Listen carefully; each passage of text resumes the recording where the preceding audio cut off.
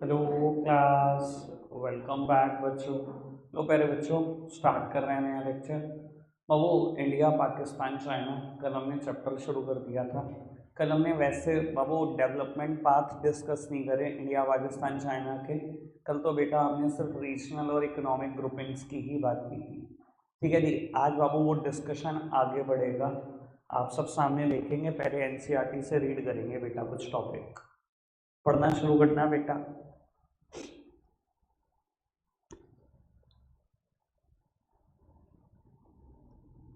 पाकिस्तान को इंडिपेंडेंस कब मिली सबको पता है। 14 अगस्त 1947 पाकिस्तान, अगले दिन इंडिया।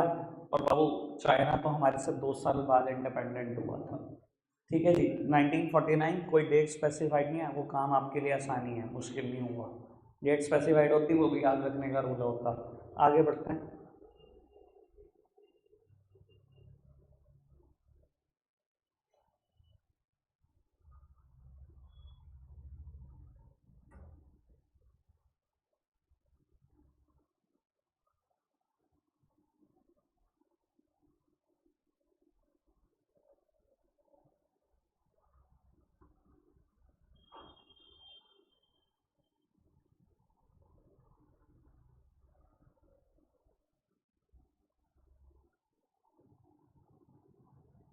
पढ़ते जाओ, ये पैराग्राफ काफी सारी चीजें काम की।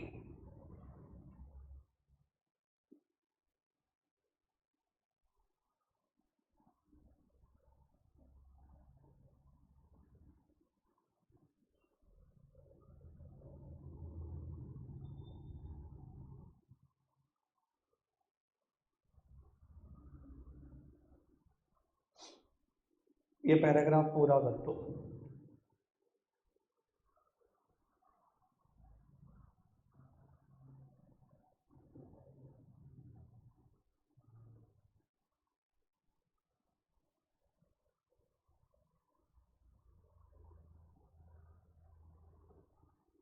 इंडिया का फर्स्ट 5 ईयर प्लान कब आया? अगर मेरे को एग्जैक्ट डेट भी स्पेसिफाई करनी हो तो 1 अप्रैल 1951 टू 31 मार्च 1956। ठीक है जी। जिस दिन हमारा खत्म हुआ उसी दिन पाकिस्तान का फर्स्ट 5 ईयर प्लान आया, तो वो याद रखना आसान है। 1956 में उनका आया। हमारा फर्स्ट 5 ईयर प्लान 1951 टू 56, जब हमारा खत्म हुआ तो पाकिस्तान का आया था। उनका पहला 5 ईयर प्लान 1956 में आया था। चाइना का कब आया था? 1953 में आया था। इस टाइम पर पाकिस्तान अपने 12th 5 ईयर प्लान पे काम कर रहा है और चाइना 14th 5 ईयर प्लान पे। ये आपने पढ़ा है। आपको बता देता हूँ बेटा, मार्च 2017, 1 अप्रैल 2012 से लेकर 31 मार्च 2017 हमारा लास्ट 5 ईयर प्लान था। मार्च 2017 के बाद बेटा मोदी गवर्नमेंट ने मना कर दिया, हम 5 ईयर प्लान नहीं बनाएंगे। मैं आपको बता देता हूँ 5 ईयर प्लान कौन बनाते हैं इंडिया में, पता है आपको? प्लानिंग कमीशन बनाती थी। प्लानिंग कमीशन का पता है आपको नया नाम क्या है? नीति आयोग बोलते हैं। 2014 में इसको रीनेम कर दिया गया था इस नीति आयोग। नीति आयोग का हेड पता है कौन होता है? Prime minister of India.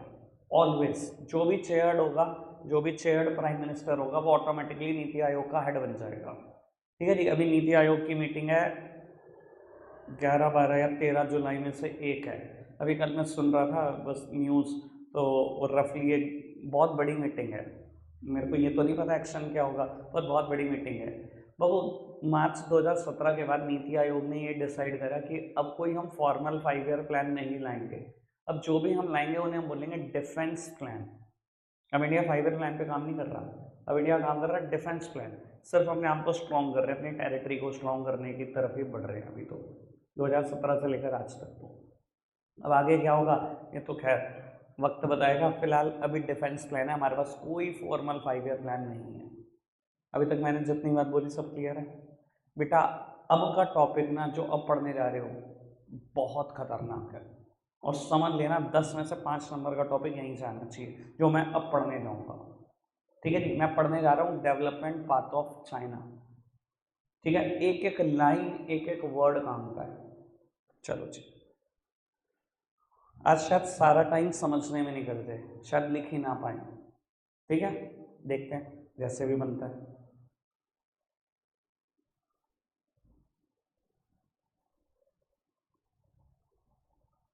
सिर्फ इतनी बात का मतलब बताऊं, तो जब जब 1949 में बेटा चाइना को इंडिपेंडेंस मिली तो इसको बोला गया पीपल रिपब्लिक ऑफ चाइना। इसका नाम चाइना नहीं पड़ा, नाम पड़ा पीपल रिपब्लिक ऑफ चाइना।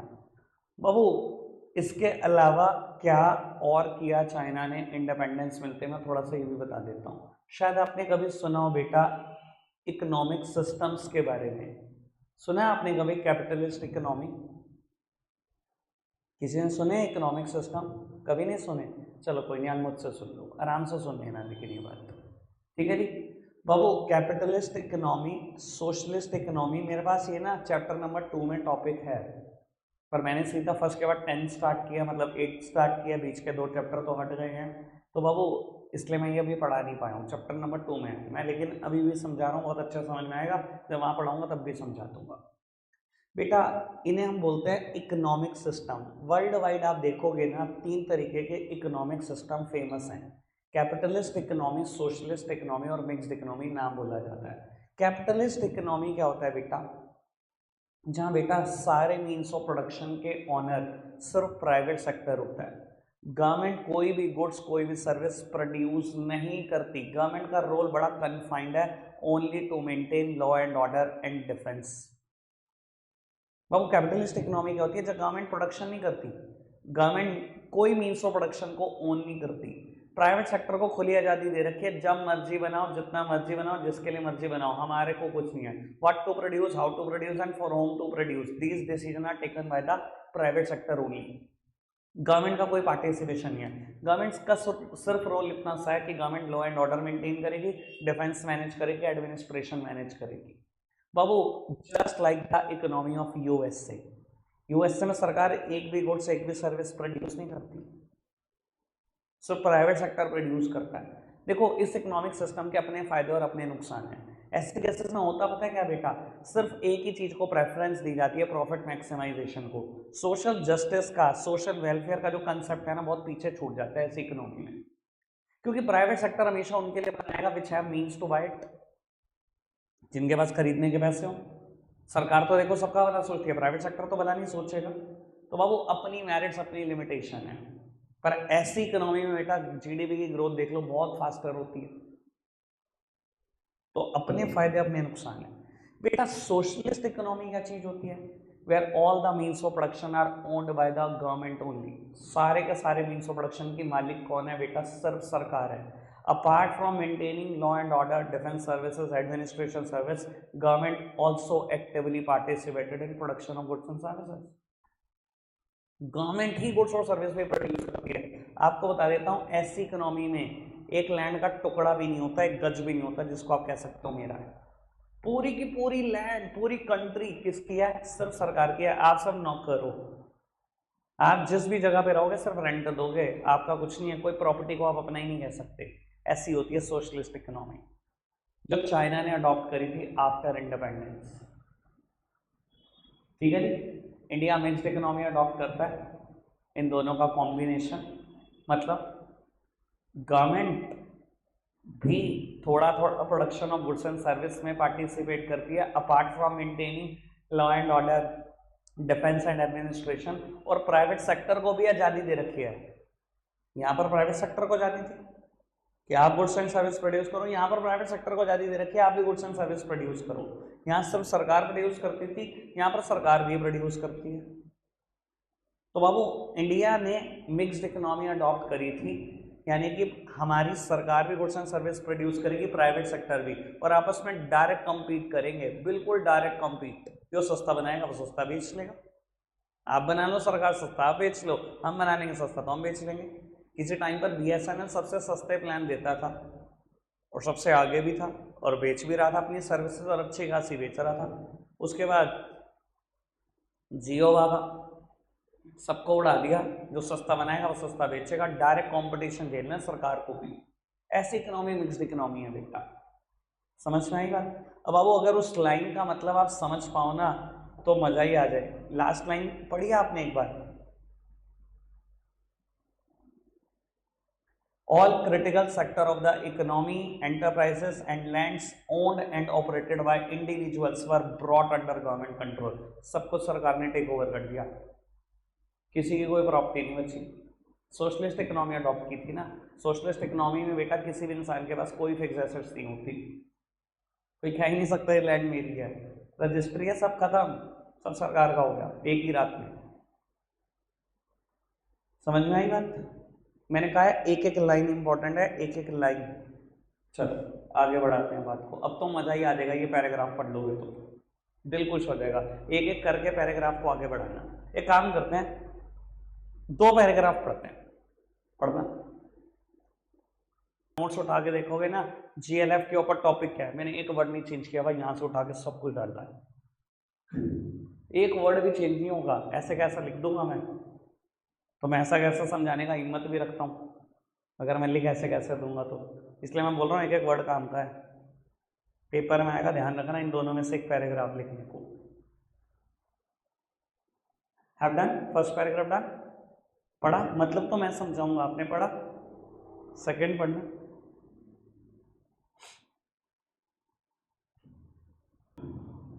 ठीक है, अब मेरी बात सुनना। एक पर्सन का ना नाम आया है माओ, सुना आपने नाम कभी हिस्ट्री में? मैं बताता हूँ। चाइना की एक हिस्ट्री रही है, एक पर्सन रहा है बड़ा तगड़ा तानाशाह चाइना में, known as Mao Zedong, ZEDONG इसकी कास्ट थी, मतलब लास्ट नेम था, नाम था माओ, माओ जेडोंग। बहुत खतरनाक तानाशाह, पर वह वो अच्छा तो चाइना का ही सोचता था, चाहे तानाशाह था पर बहुत भला सोचता था। बाबू इंडिया ने तो देखो इंडस्ट्रियलाइजेशन कब स्टार्ट किया, हमें तो आइडिया भी नहीं है। On the eve of independence आपने देखा 1947 में सिर्फ 10% लोग हमारे इंडस्ट्रियल सेक्टर में एंगेज थे। बाबू माओ ने क्या किया, देखो उसकी सोच देखो, GLF कैंपेन स्टार्ट कर दिया था इन द ईयर 1958। सिर्फ एक ही aim, industrialisation at the massive scale. मुझे इंडस्ट्रियलाइजेशन करना है मैसिव स्केल पे। वो जो चाइना ने एक्सपीरियंस यूज करा वो दुनिया की मोस्ट डेवलप्ड कंट्रीज का यूज किया। मैंने ये बात पहले भी बोली है इंट्रोडक्टरी चैप्टर में, पहले चैप्टर में, कि बेटा अगर आप किसी भी कंट्री को डेवलप देखोगे ना तो आप देखोगे उसकी most of the population engaged है सिर्फ सेकेंडरी सेक्टर में, सिर्फ इंडस्ट्रियल सेक्टर में। मैंने स्टैट्स भी लिखवाया हुआ है आपको, अगर आपको याद हो, यूएसए की 32% पॉपुलेशन, इंग्लैंड की 42% पॉपुलेशन, जापान की 38% पॉपुलेशन अकेले सेकेंडरी सेक्टर में एंगेज थी और हमारी सिर्फ 10%। चाइना ने उसी एक्सपीरियंस को यूज करा और 1958 में ही माओ ने क्या किया, GLF कैंपेन को इनिशिएट कर दिया। सिर्फ एक aim, industrialisation at massive scale. अपने हर सिटीजन को कहा कि आपको इंडस्ट्री लगानी है इन अपने घर के बैकयार्ड्स में। बैकयार्ड क्या होता है बेटा, कुछ और नहीं, आंगन। घर के आंगन में एक इंडस्ट्री लगी होनी चाहिए, घूमना नहीं है, घर के आंगन में इंडस्ट्री चाहिए मुझे। ये माओ था, ये उसकी सोच थी। कब? 1958 में। और देखना इसके कॉन्सिक्वेंसेस कितने तगड़े आए होंगे, मैं ये भी बताऊंगा इसके कॉन्सिक्वेंसेस बहुत तगड़े थे बेटा। बाबू उसने अपने लोगों को एनकरेज करा कि हर कोई क्या करे, बैकयार्ड में इंडस्ट्री लगाए। बैकयार्ड मतलब घर के आंगन में कहीं ना कहीं इंडस्ट्री लगाए। इसके अलावा रूरल एरिया में कम्यून स्टार्ट हो गया था। कम्यून क्या था बेटा, where people collectively cultivate land. पूरी की पूरी चाइना की फार्मलैंड को 26,000 कम्यून में डिवाइड कर दिया। ऐसे है ना, 100-100, 200-200, 500-500 बीघा जमीन इकट्ठी कर रखी है। भाई मालिक तो कोई है नहीं, खुद गवर्नमेंट ऑफ चाइना है। वो लोगों को कह रखा तुम इस लैंड को कल्टीवेट करो, कलेक्टिवली कल्टीवेट करो, और हम क्या करेंगे, आपको एक फिक्स सम पे करेंगे लैंड कल्टीवेट करने के बदले में। ठीक है जी, ये हुआ था GLF कैंपेन में। पर बाबू ये बहुत दिन तक चल नहीं पाया। क्यों नहीं चल पाया अभी पता लग जाएगी वजह। सेकंड पैराग्राफ पर पढ़ा है तो ढंग से पता लग गई होगी वजह। बाबू चाइना में ना 1965 में एक सीवियर ड्रॉट हुई। ड्रॉट मतलब सूखा पड़ गया बहुत ज़्यादा। इसके अलावा माओ के खिलाफ भी लोग थे बहुत ज़्यादा। जब तानाशाही करोगे तो आपको पता है लोग आपके खिलाफ हो जाते हैं, अपनी मर्जी चलाओगे हर चीज़ में, हो जाते हैं ना लोग आपके खिलाफ। तो चाइना में ना जगह जगह लड़ाइयाँ छिड़ गई। एक तो सूखा, ऊपर से लड़ाइयाँ। बाबू 3 करोड़ लोग मर गए, एक ना आधा 30 मिलियन लोग उड़ गए चाइना से। 3 करोड़ लोग, सोचो तो सही, 1965 में 3 करोड़ लोग, वो भी ओवर क्राउडेड कंट्री है हमारी तरह। सर 3 करोड़ लोगों का मर जाना, इसमें सबसे बड़ी दिक्कत पता है किसको हुई? रशिया को। जब माओ के खिलाफ लोग हो गए बहुत सारे और वहाँ लड़ाइयाँ छिड़ गई, तो बेटा रशिया ने ना इनके इंडस्ट्रियलाइजेशन में पार्टिसिपेट करने के लिए ना अपने प्रोफेशनल भेजे हुए थे। उस लड़ाई में ना रशिया के बहुत सारे लोग चाइना में ही मर गए। रशिया को बहुत गुस्सा आया कि मेरे लोगों को ही मरवा दिया, हमने माओ की मदद करी और लोगों ने मतलब माओ के बंदा ही समझा, रशिया के लोगों को बहुत सारे बंदे निपटा दिए रशिया के। रशिया को बहुत गुस्सा आया, उसने उसके जितने भी प्रोफेशनल अलाइव थे सबको वापस बुला लिया। पर माओ बहुत जिद्दी, तानाशाह आदमी होता ही जिद्दी है, उन्होंने कहा मैं थोड़ी रुकूंगा, तुमने वापसी बुला लिया अपने प्रोफेशनल, कोई दिक्कत नहीं। बेटा उसने एक नया रेवोल्यूशन स्टार्ट कर दिया, ग्रेट प्रोलिटेरियन कल्चरल रेवोल्यूशन। इसका ईयर माना जाता है 1966 टू 76, 10 साल चला ये रेवोल्यूशन। इसमें क्या किया इसने, जितने भी प्रोफेशनल चाइना में एग्जिस्ट करते थे, जितने भी स्टूडेंट्स थे जो अभी सीख रहे थे काम, उन सबको बेटा भेज दिया कंट्री साइड में कि वहाँ पर जाकर और पढ़ाई करो। कंट्री साइड का मतलब कुछ और नहीं होता, कंट्री साइड का मतलब होता है रूरल एरियाज में भेज देना। दोनों रेवोल्यूशन समझना है ढंग से, जीएलएफ कैंपेन समझना है, ग्रेट प्रोलिटेरियन कल्चरल रेवोल्यूशन समझना है, वर्ड बाय वर्ड क्लियर कर दिया होगा मैंने, कुछ पूछना है तो बताओ। बढ़िया आगे, आज सिर्फ समझने पे जोर देंगे, ठीक है जी, लिख लेंगे, समझ आ जाएगा तो लिखा भी जाएगा, उसमें क्या है, ठीक है। अभी चाइना का डेवलपमेंट कैंपेन इतना छोटा नहीं था, 1958 में एक धमाका था 7 साल का, फिर 10 साल का एक बहुत बड़ा धमाका, उसके बाद भी धमाके बहुत सारे हैं, पढ़ते जाओ, ऐसे नहीं चाइना ने इतनी डेवलपमेंट कर ली, पढ़ते जाओ, पढ़ना ही है पैराग्राफ ढंग से। ये मेरा फेवरेट चैप्टर है, फेवरेट, मैं चाहता हूँ 40 के 40 नंबर का पेपर यहाँ से दे दो मुझे तो।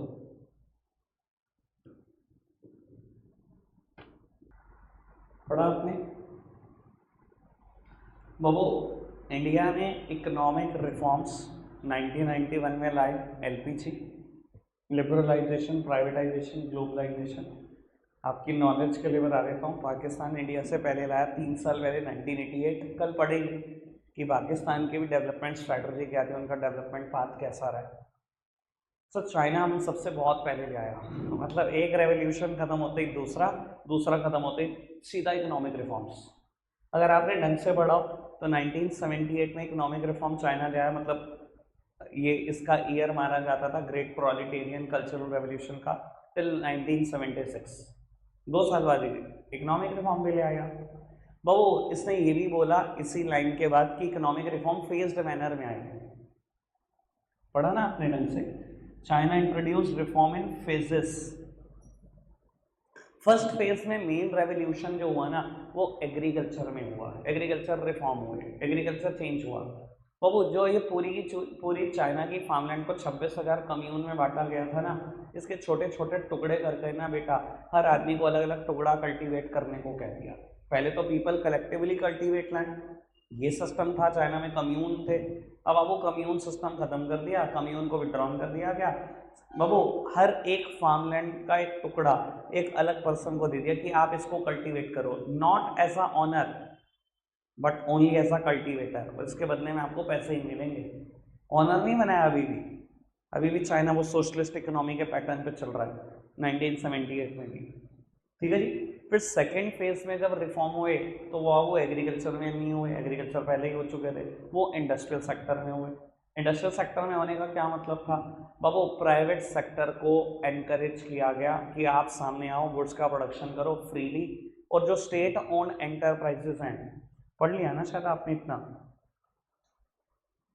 नहीं अभी वो बात आई नहीं, चलो एक काम करो मैं बता देता हूँ, अभी अगले पैराग्राफ में वो बात आ रही है, नेक्स्ट पेज पर है बाबू। सेकेंड फेज में जो रिफॉर्म हुए ना वो इंडस्ट्रियल सेक्टर में हुए। इंडस्ट्रियल सेक्टर में भाई अभी तक क्या कर रही है, सब कुछ सरकार ही प्रोड्यूस कर रही है बाबू। सोशलिस्ट इकोनॉमी में जब आप आगे बढ़ते हो ना तो सोशल जस्टिस मैक्सिमाइज होता है, वहाँ प्रॉफिट तो मैक्सिमाइज होता है, सरकार तो सबका भला सोचती है, पैसा कमाना थोड़ी सोचती है। तो बाबू पहली बार इन्होंने ना प्राइवेट सेक्टर को अलाउ किया कि आप गुड्स एंड सर्विस प्रोड्यूस कर सकते हो और आप डायरेक्ट कंपटीशन दोगे स्टेट ओन्ड एंटरप्राइजेस को, एसओईज बोलते हैं हमारे यहाँ, जिसको पीएसयू बोलते हैं ना, पब्लिक सेक्टर अंडरटेकिंग, पीएसयूज, उसको चाइना में बोलते हैं एसओईज, स्टेट ओन्ड एंटरप्राइजेस, ठीक है जी। पहली बार ऐसा हुआ था चाइना में कि प्राइवेट सेक्टर ने गुड्स एंड सर्विस प्रोड्यूस करने शुरू करे और डायरेक्ट कंपटीशन देना शुरू करा अपने ही देश की गवर्नमेंट को। इंडिया के लिए तो नई बात नहीं, हम तो 1951 से ही मिक्स्ड इकोनॉमी को अडॉप्ट कर चुके थे। इंडिया तो 1951 में ही कर चुका था, ये 1978 में ला रहे थे पहली बार उस चीज को। क्लियर हुआ क्या था इंडस्ट्रियल सेक्टर रिफॉर्म? ठीक है, अब पढ़ दो अगर नहीं भी आया था। ये देखो जहां पर आनी शुरू हुई है बात, in the later phase reform were initiated, यहां से पढ़ना दोबारा।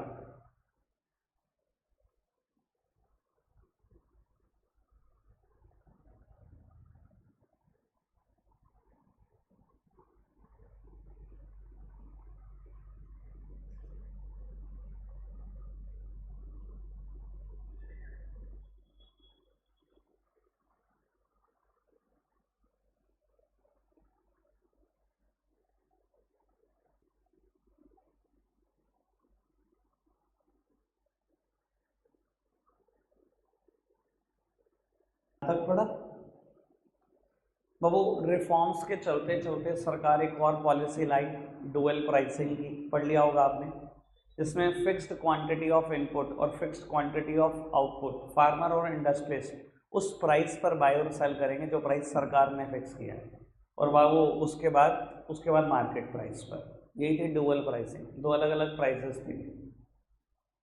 भाई ढंग से पढ़ रहे हो ना यार?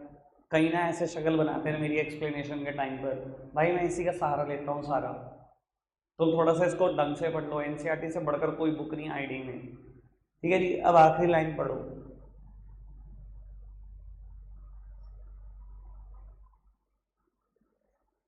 तो सबने नाम सुना है SEZ का?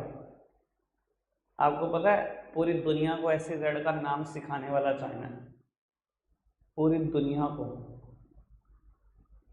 सुना है ना सबने नाम स्पेशल इकोनॉमिक जोन्स का? पता भी है क्या काम होता है? ये पता क्या होता है SEZ? नहीं पता? चलो मैं बताता हूँ, प्लीज मेरी तरफ देखना बेटा। SEZ के बारे में ना एक बात बड़ी फेमस है।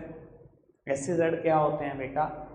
SEZ is the area with in the geographical boundary of a country, but all the economic laws and regulation are different from that of a country।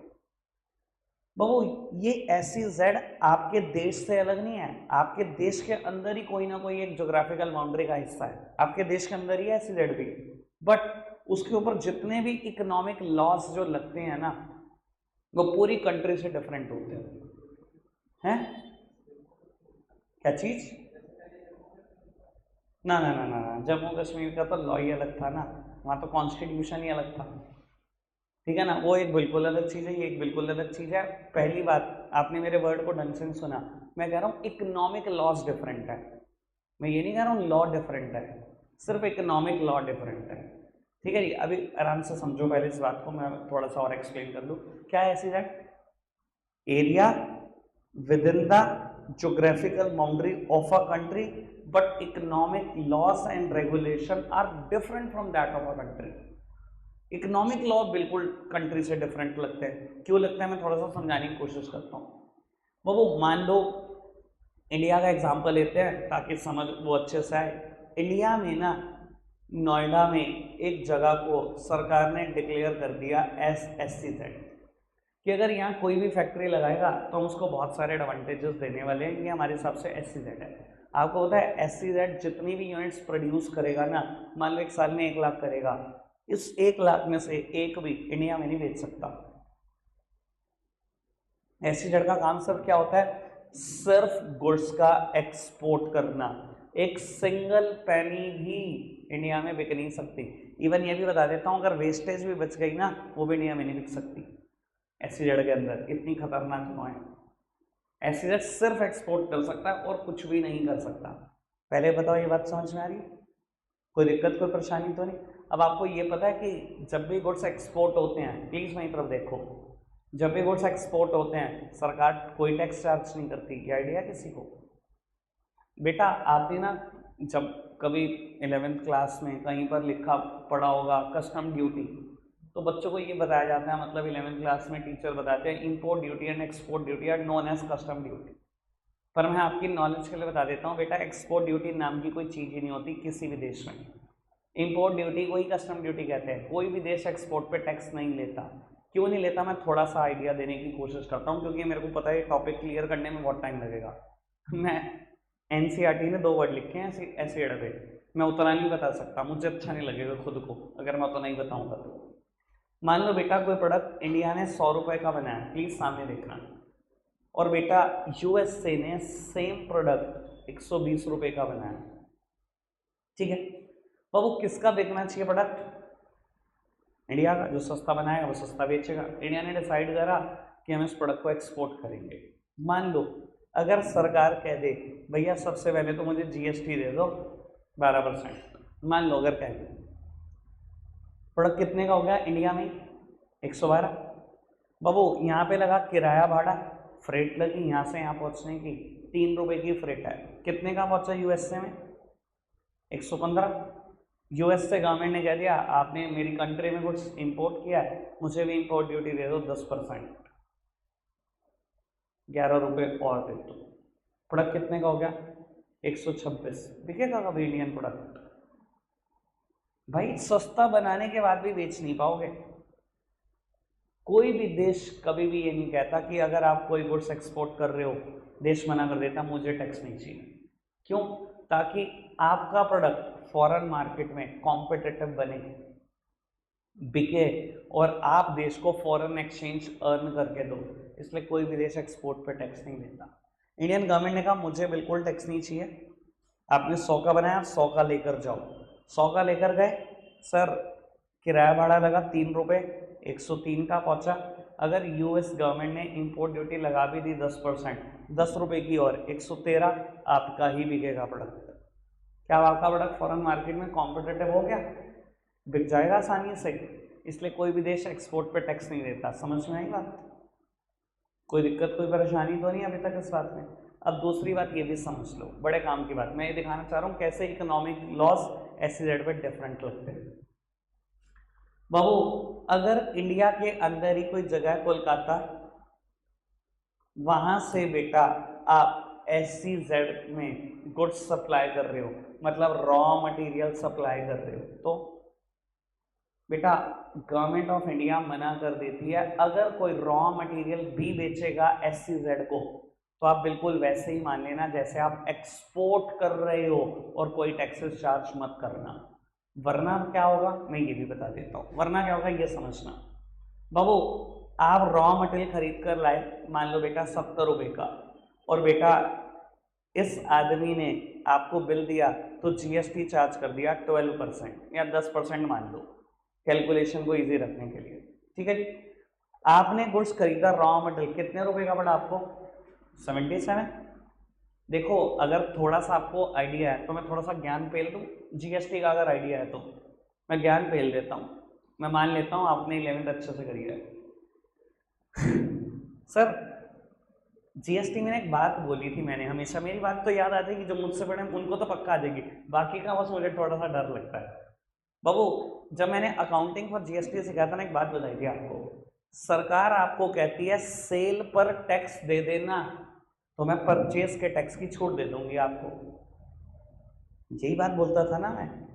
बाबू जो आप गुड्स खरीद कर लाते हो, सरकार आपको इनपुट्स का बेनिफिट दे देती है, इनपुट जीएसटी का, अगर आप सेल के ऊपर टैक्स दे देते हो, मतलब आउटपुट्स पे करते हो तो। अब यहाँ पर क्या होगा, सेल के ऊपर टैक्स है नहीं, प्लीज सामने देखना, मैं ज्ञान पेल रहा हूँ बहुत ज्यादा लेवल पे, तभी एसईजेड क्लियर हो सकता है। यहाँ पर सेल के ऊपर टैक्स है नहीं, तो बेटा अगर कोई परचेज पे टैक्स दिया होगा उसका बेनिफिट नहीं मिलेगा। यानी कि जब आप सामान अगर ऐसा खरीदोगे तो कितने रुपए का सामान आपको पड़ा सच मायने में? 77 का पड़ा। और अगर 77 का पड़ा तो आपको नहीं लगता ये गुड्स थोड़ा सा कॉस्टली हो गया? अगर सरकार 7 रुपए का टैक्स ना लेती तो शायद 93 का ही बेच देते हम फॉरेन कंट्री में। लग रहा है ना ऐसा? तो सरकार ने एक बात समझा दी अपने सारे सिटीजन्स को कि अगर आप कोई भी प्रोडक्ट एसईजेड में बेचोगे विदाउट टैक्स बेचना, कोई टैक्स चार्ज नहीं करना। ऐसे मान लेना जैसे आप एक्सपोर्ट कर रहे हो। अब देखो जगह इंडिया में ही है, नोएडा में, कोलकाता का बंदा नोएडा सामान बेच रहा है SEZ के अंदर, और ऐसा माना जा रहा है जैसे एक्सपोर्ट कर रहे हो, कोई टैक्सेस नहीं देने। एक्सपोर्ट पे कोई टैक्सेस होते हैं? जब आप एक्सपोर्ट करते हो कोई टैक्सेस होते हैं? नहीं होते ना। तो कोलकाता वाले बंदे ने मान लिया मैंने नोएडा में भी एक्सपोर्ट किया, कोई टैक्सेस नहीं है। सरकार ने ये भी समझाया हुआ है। हाँ, जब आप फॉरेन एक्सचेंज अर्न करके देते हो सरकार को, जब SEZ का काम क्या है, 100% सेल क्या होंगी, एक्सपोर्ट होंगी। 100% सेल क्या होंगी, सिर्फ एक्सपोर्ट होंगी। तो कितना सारा फॉरेक्स कमा के दोगे आप? जब बहुत सारा फॉरेक्स कमा कर दोगे तो सरकार आपको बहुत सारे बेनिफिट देती है। सब्सिडाइज लोन, आपके एरिया में इलेक्ट्रिसिटी सबसे सस्ती, इंडस्ट्री चला रहे हो, पता है इलेक्ट्रिसिटी किसके बराबर मिलती है? रेजिडेंशियल के बराबर। मतलब मैं समझाने की अगर कोशिश करूँ थोड़ा सा, अगर बिजली विभाग का भी आइडिया हो, CA बन जाते हो, सब चीज़ों का आइडिया हो जाता है। भाई हम जो ये बिजली इस्तेमाल करते हैं ना, जैसे अंकल अपने घर पे कर रहे हैं ऊपर, उनका रेजिडेंशियल मीटर लगा हुआ है, 7 रुपये पर यूनिट आता है बिल। ठीक है, जितनी भी यूनिट होगी मल्टीप्लाई बाय 7 कर ले, अप्रॉक्सीमेट ये बिल आता है। मेरा 14 रुपये आता है, मेरा कॉमर्शियल मीटर लगा हुआ है, मैं क्योंकि कॉमर्शियल एक्टिविटी कर रहा हूँ। ठीक है, इंडस्ट्री में इंडस्ट्रियल मीटर लगता है और 20-21 रुपये पे यूनिट है। लेकिन SEZ में जब मीटर लगता है तो रेजिडेंशियल के बराबर यूनिट होती है, 7 रुपये के बराबर।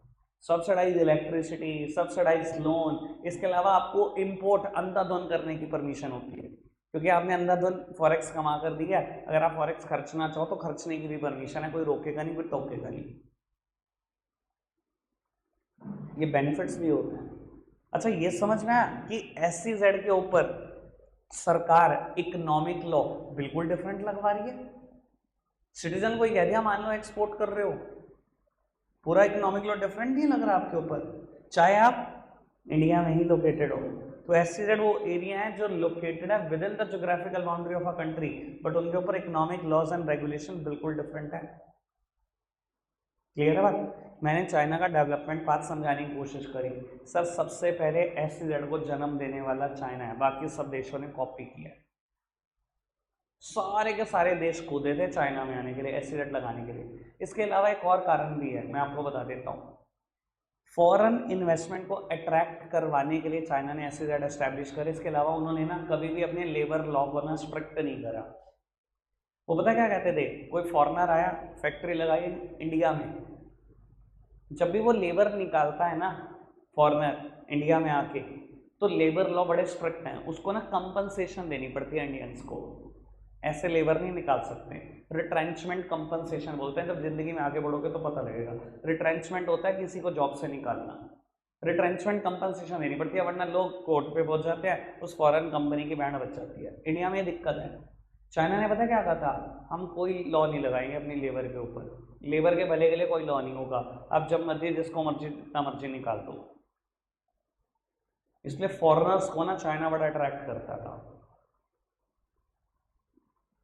समझ में? खाली SEZ नहीं बनाया, ये बातें मैं वो बता रहा हूँ जो किताब नहीं लिखती, पर एक्चुअली में वही हुई है, क्योंकि मैंने बड़ी किताबें चाटी हैं भैया। मैं पढ़ाना तब तक शुरू नहीं करता जब तक मैं PhD नहीं हो जाता उस सब्जेक्ट में। क्लियर है बात? रखते हैं आज के लिए इतना ही है प्यारे बच्चों, बाय बाय।